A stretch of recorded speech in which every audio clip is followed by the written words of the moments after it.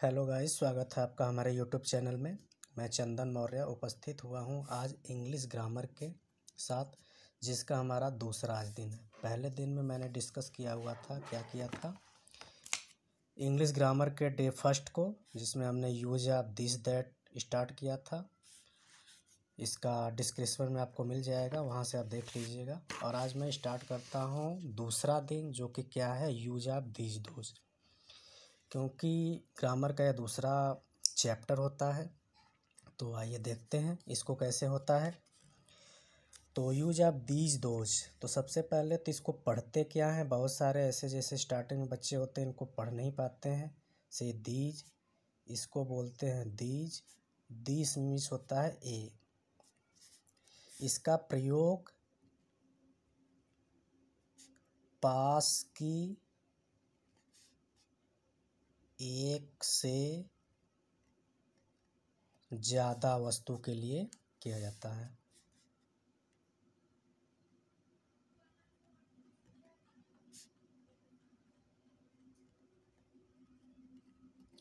दूसरा हमारा क्या है, दोज है।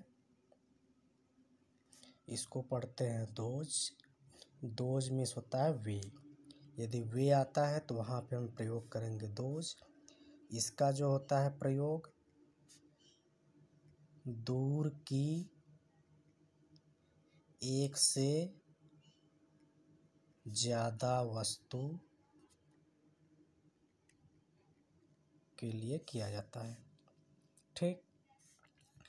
अब एक्चुअली एक से ज़्यादा वस्तु है, तो जाहिर सी बात है यहाँ पे हमारा क्या होगा, प्लूरल होगा।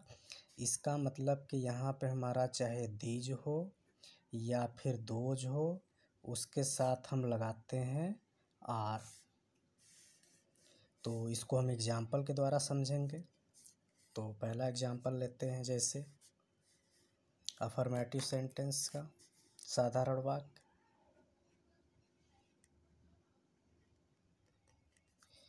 जिसमें देखते हैं एग्जाम्पल क्या है, ए पुस्तकें हैं। तो इसको बनाने से पहले हम इसका एक स्ट्रक्चर देख लेते हैं, क्या स्ट्रक्चर होता है। सबसे पहले हम क्या लिखते हैं, दीज, या फिर क्या लिखेंगे, दोज लिखेंगे। उसके बाद ये प्लूरल है तो आर लिखेंगे। फिर उसके बाद जो सब एक्स्ट्रा वर्ड होता है उसको लिखते हैं, और लास्ट में क्या होता है, फुल स्टॉप। एक तरीके से हमारा इसका क्या होता है, रूल होता है। तो इसको देखते हैं इसी से। तो यहाँ पे ए लिखा हुआ है, ए का मतलब क्या होता है, दीज होता है। तो यहाँ पे दीज लिख लेते हैं।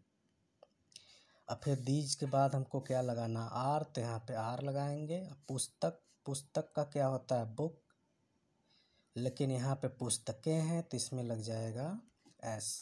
तो दीज आर बुक्स। ऐसे ही यहाँ पे वे वाला भी रहेगा तो वो भी हो सकता है, जैसे वे कलमे हैं, तो वे आया है तो वे का क्या होगा, हमारा दोज होगा। दोज के साथ भी हमको लगाना है आर। कलम का क्या होता है, पेन होता है। कलमे है तो पेन्स हो जाएगा। तो इस तरीके से हमारा ये साधारण वाक्य का हो गया। ऐसे हम नेगेटिव का भी देख सकते हैं। नेगेटिव का मतलब होता है नकारात्मक, जिसमें नहीं शब्द आता है। तो उसका स्ट्रक्चर देखते हैं, तो सारा चीज़ें वैसे ही रहेगा, बस हमें दीज लिखना है या फिर दोज लिखना है। उसके साथ आ जाएगा आर, जो हेल्पिंग वर्ब होता है। फिर उसके बाद लग जाएगा नॉट। उसके बाद जो अदर शब्द रहेगा उसको लिखेंगे, और लास्ट में हो जाता है हमारा फुल स्टॉप। इस नेगेटिव का हमारा ये फार्मूला हो गया। इसको एग्जाम्पल के द्वारा देखते हैं, जैसे ए पतंगें नहीं हैं। तो ए आया है तो ए का क्या होता है, दीज होता है। दीज के साथ हमें आर लगाना है। नहीं आया है तो नॉट लगाएंगे। अब पतंगे का क्या होता है, काइट, और इसमें लग जाएगा एस, तो हो जाएगा काइट्स। इसी प्रकार वे का भी हो सकता है, जैसे देखते हैं, वे दुकानें नहीं हैं, तो वे आ गया, तो वे का हो जाएगा दोज के साथ लगाएंगे आर। नहीं शब्द आया है तो नॉट, और दुकान का क्या होता है, शॉप होता है, और इसमें यस लग जाएगा तो हो जाएगा शॉप्स। इसके बाद चलेंगे इंट्रोगेटिव सेंटेंस। इंट्रोगेटिव का मतलब क्या होता है, प्रश्नवाचक, जिसमें क्या, क्यों, ऐसी सब चीज़ें आती हैं।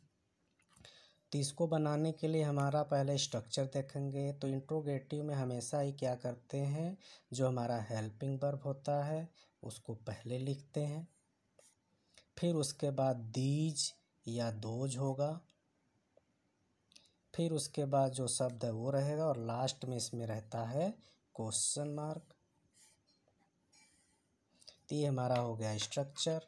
अब इसका एग्जाम्पल देखते हैं। एग्जाम्पल जैसे क्या,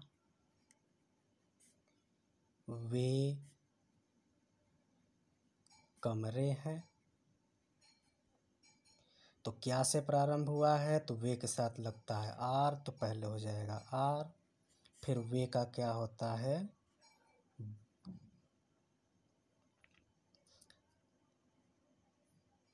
दोज। फिर उसके बाद क्या दिया है, कमरे। कमरे का क्या होता है, रूम होता है, तो यस लगा देंगे, रूम्स हो जाएगा, तो आर दोज रूम्स। ऐसे ही हम ए का भी देख सकते हैं। ए में क्या है, क्या ए